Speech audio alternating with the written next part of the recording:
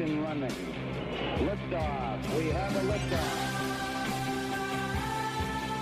Well, let me give you some data here. Welcome. It's Eric Erickson here on WSB. Hurricane Michael is the strongest hurricane to strike the Florida Panhandle on record.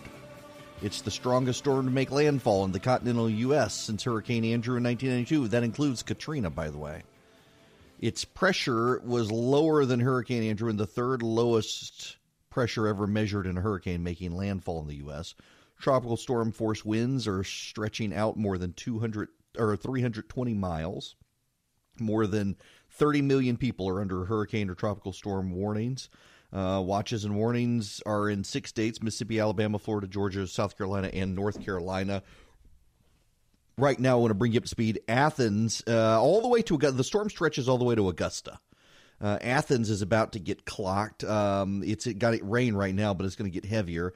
The really heavy stuff in the listening area is in Covington right now.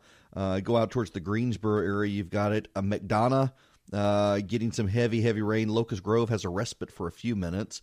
Shadydale, Stockbridge, Riverdale, Hampton, you've all got a lot of rain. Griffin has a respite for a little while before the next band moves through. Down in the mid-state, is getting clocked. It's going to get the brunt of the storm.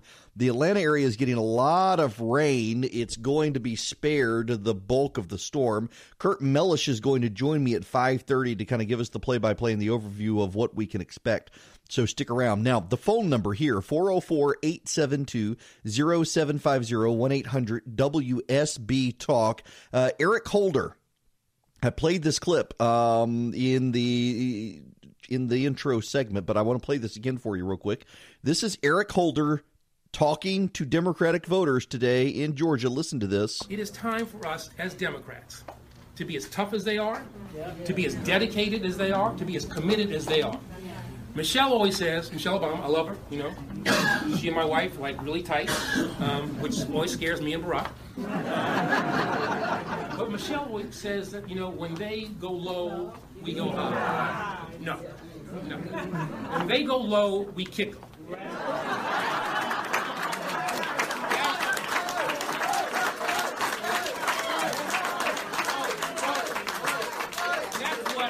That's what this new Democratic Party is about. So the new Democratic Party is about violence. Well, James Hodgkinson proved that for us, trying a mass assassination of Republican members of Congress. This is Barack Obama's attorney general. You know, Barack Obama told his voters to take guns to knife fights and to get in their neighbors' faces and told Hispanic voters Republicans were the enemy. Here comes Eric Holder saying, kick them. When they go low, kick them. Encouraging more violence. By the way, he said this inside Stacey Abrams' campaign headquarters. That's right. Inside Stacey Abrams' campaign headquarters, Eric Holder encouraging Democratic voters to attack Republicans. Yes. Think about that for a minute. This reminds me of Hillary Clinton yesterday. Let's not forget her quote. You cannot be civil with a political party that wants to destroy what you stand for, what you care about. That's why I believe if we are fortunate enough to win back the House and or the Senate, that's when civility can start again. So you got to win for there to be civility. The Democrats really are inciting people to violence at this point. They're chasing Republicans out of restaurants. They're showing up at Republicans' houses. And they're going to view, if the Democrats win in November, they're going to view it as a reward for bad behavior. If they view it as a reward for their bad behavior, encouraging people to get violent, and then it happens, they're not going to stop. Because then they're going to start saying, well, look, violence and anger and rage worked for us here. Now we got to keep it up to take the White House back. But Eric Holder is in Stacey Abrams' office. She wants to be governor of Georgia, has a former attorney general in her office to tell voters when Republicans go low, kick them. All right, then. All right. That's the way they want to play. Here's the thing that they want to do today is they're attacking Brian Kemp. The Associated Press and a number of liberal outlets are pushing a story that Brian Kemp has declined to allow 57,000 mostly black voters to register to vote. Yesterday was the voter registration deadline in Georgia, and claiming that 50,000 of them decline. He won't let them register to vote. Here's what they're not telling you. Brian Kemp actually has nothing to do with this. There is a state law in Georgia. That state law is called the exact match law. And to register to vote in Georgia, you have to have an exact match between someone's voter information and their driver's license information.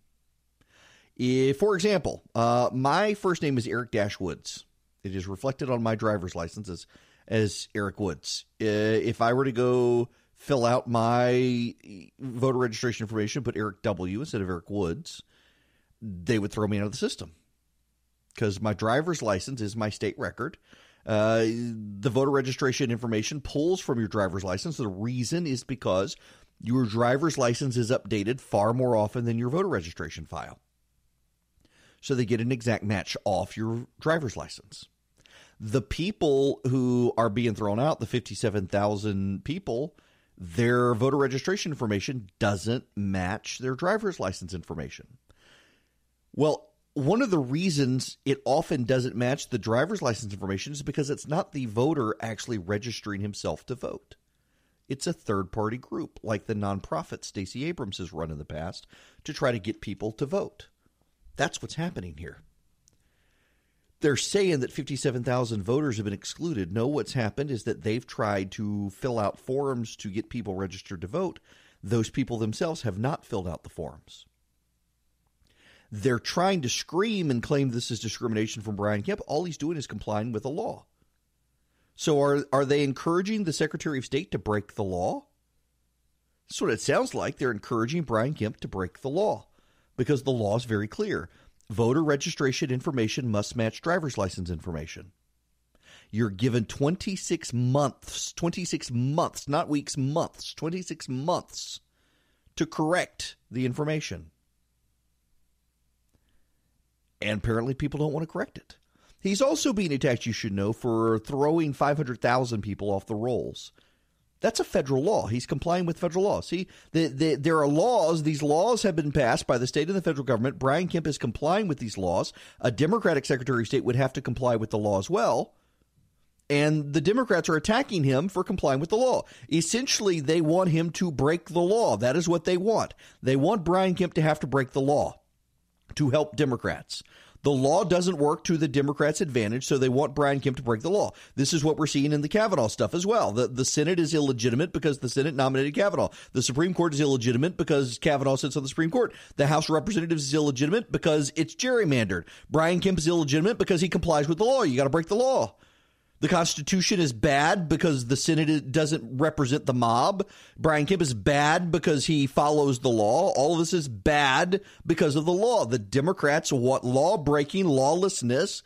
This is Stacey Abrams. For God's sake, she walked out of the State House of Representatives instead of voting to crack down on human trafficking.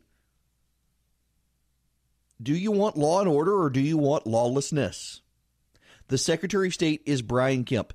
He is required by law to decline to register people to vote if the voter registration form and their driver's license do not match. Democrats are attacking him for following the law. Brian Kemp is the Secretary of State. He is required by federal law, a federal law, the Help America Vote Act, that the Democrats in the United States House and Senate drafted, that said they have to purge from the voter file inactive voters at the state level to prevent voter fraud. He complied with that law. Now they're attacking him for complying with the law the Democrats themselves drafted. That's what the Democrats are doing. So I guess that's what they say. We kick them when Republicans go low. And Brian Kemp hasn't gone low against Stacey Abrams. We're getting a mail piece at our house every single day directed to my wife that Brian Kemp supports sex predators. Theirs going low.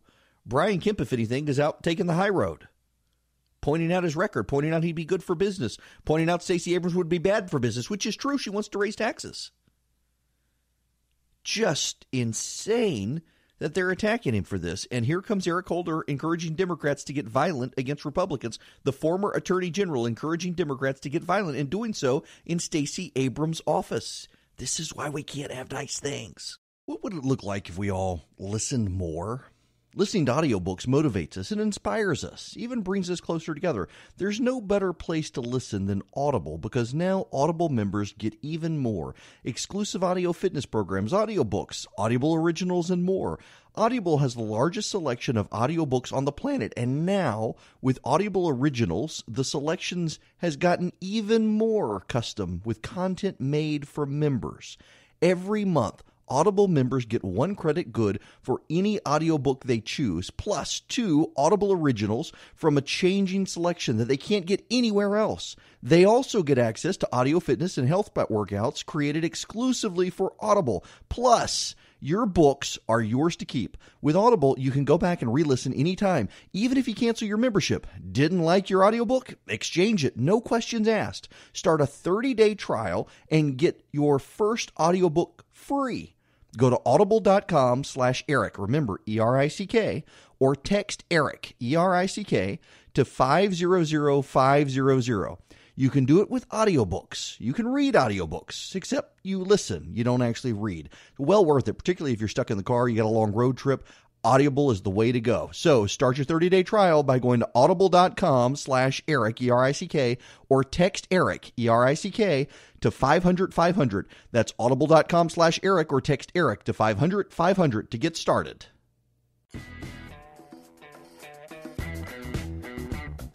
Y'all, I know a lot of us vacationed the 30A corridor down in Florida. Thankfully, good bit of it was to the west of the eye wall, but St. George Island and the Apalachicola area down there appears to be very, very hard hit.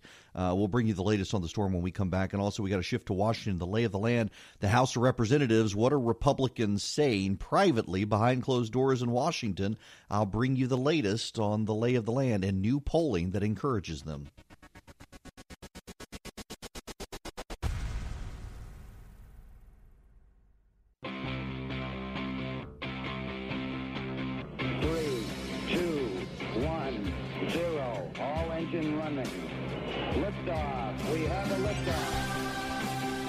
It is 9 after the hour. I am Eric Erickson. This is Atlanta's Evening News. The phone number, 404-872-0750, 1-800-WSB Talk. We will move on now to national politics. I will take your phone calls as well, 404-872-0750, 1-800-WSB Talk. So I mentioned earlier you had Eric Holder at Stacey Abrams. By the way, Eric Holder, who wants to take your guns away, you really think he's going to campaign for Stacey Abrams unless she wants gun control? She's called for it. But she's tried to minimize her calls for gun control. Just keep that in mind. He's saying that when Republicans go low, Democrats need to kick them. Well, it looks like Republicans are kicking back. Let me give you some of the latest polling out there. In Arizona, Martha McSally has surged 6 points into a 6-point lead against Kristen Sinema, the Democrat out there, who was just caught equating the deaths of U.S. soldiers to illegal border crossings. Think about that, the Democrat equating the deaths of U.S. soldiers to illegal border crossings.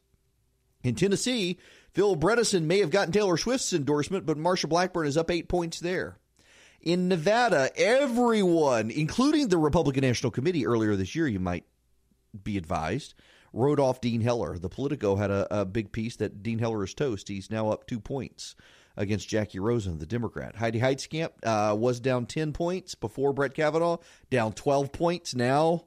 Francis O'Rourke, the Irish white guy running in Texas against Ted Cruz, who calls himself Beto now to make him sound less Irish. Robert Francis O'Rourke.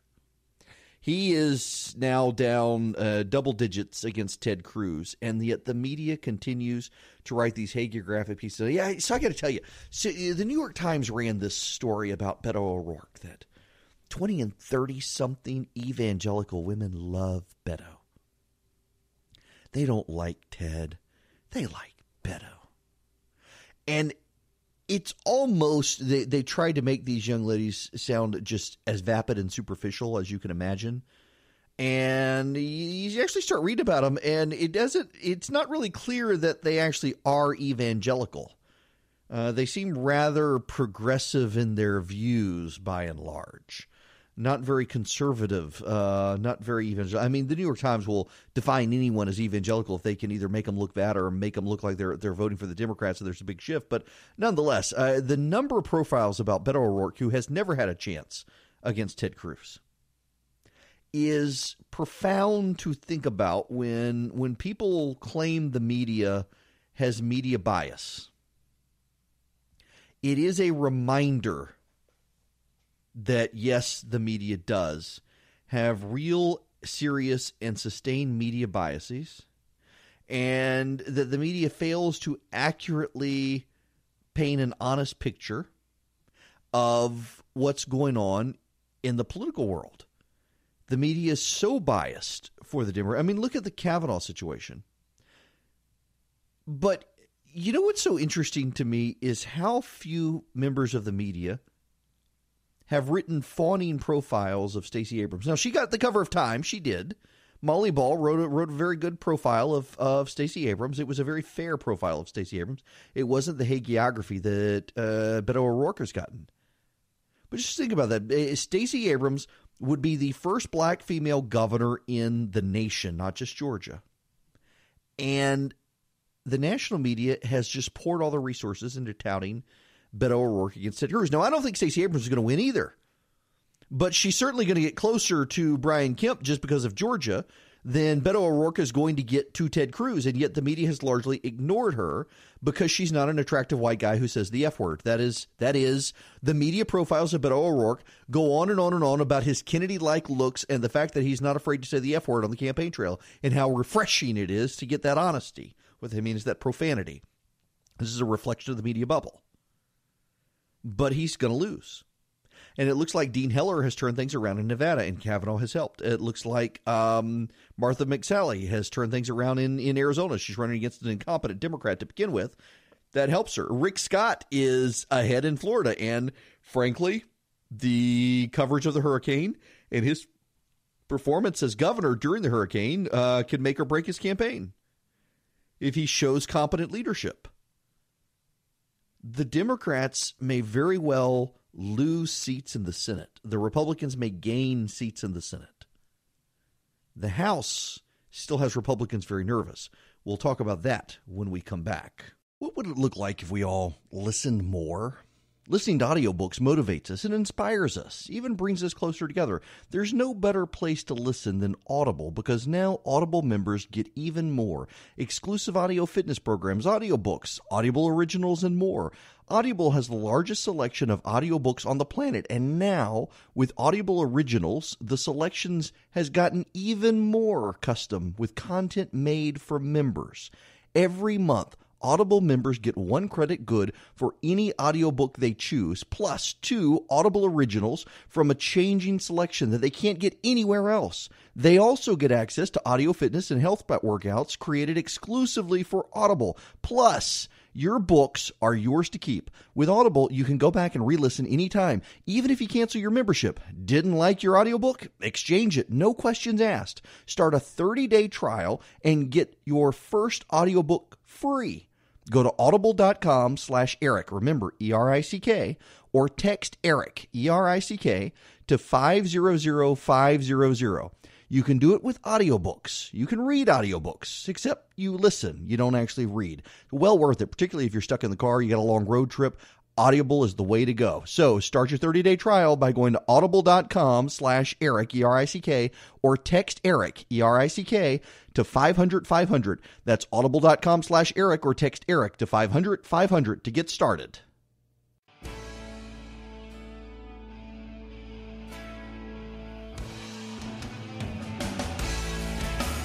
Satellite just updated.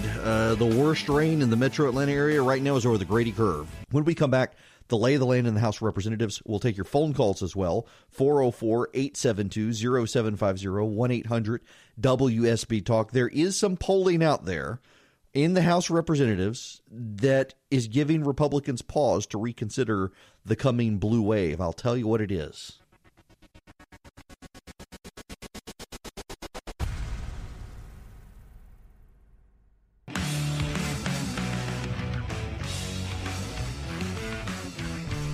It is 40 after the hour. Eric Erickson here. Interesting thing here. There's much ado about there being up to 70 seats in play in the House of Representatives. I think that's garbage. And the reason I say it's garbage is because I've been looking at where the money is being spent in the House of Representatives. And the Republicans hold roughly a 23-seat majority, and the money is in play in 29 seats. 29 seats. That's enough for the Democrats to take it back. And if it's that big, if there is a Democratic wave, there will probably be some seats that fall in with the Democrats anyway, whether or not they have a big wave. Just, out of power parties during the midterms tend to do well. And so the Democrats will pick up some seats. Will they pick up enough? They need about 24 seats to take control of Congress. It is certainly possible. The Kavanaugh hearing, though, has certainly inflamed Republicans, and we got to look at these swing districts. Karen Handel's seat looks like it may be off the map now for the Democrats. What's his name seat next to Karen Handel? His seat, isn't that a technical name? Linder's old chief of staff. What? Oh, my goodness gracious. I'm sorry, folks. I'm so focused on the tornado. Anyway, it looks like the Georgia seats may be out of play now for the Republicans or for the Democrats. But there are some seats even in Texas that the Democrats are hoping they can make gains on.